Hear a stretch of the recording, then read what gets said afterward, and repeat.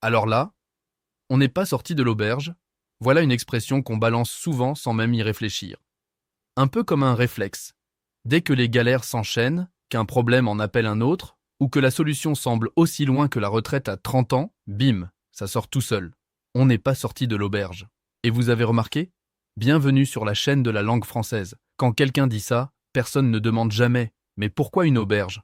Non, on comprend tous instinctivement que ça pue l'embrouille. Mais aujourd'hui, on va justement faire ce que personne ne fait. On va se poser la question. Alors accrochez-vous, parce que cette auberge n'est pas celle qu'on imagine. Non, ce n'est pas la petite maison chaleureuse au bord d'un lac, avec des rideaux à carreaux et une soupe maison. Non, non. Ici, l'auberge, c'est plutôt la version cauchemar. C'est l'endroit où on entre, mais d'où on ne ressort pas de sitôt. Et justement, c'est là que ça devient intéressant. Cette expression, elle vient du début du XXe siècle. Et à l'époque, l'auberge était un surnom donné à la prison Saint-Lazare, à Paris. Oui, vous avez bien entendu. Une prison.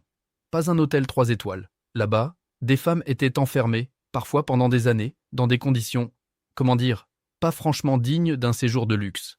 Alors, quand une détenue disait qu'elle n'était pas sortie de l'auberge, ça voulait littéralement dire qu'elle allait encore en baver un moment. Et puis, comme souvent, l'expression a quitté les murs des prisons pour s'installer tranquillement dans la vie de tous les jours. Le sens a évolué, bien sûr, mais l'idée est restée la même.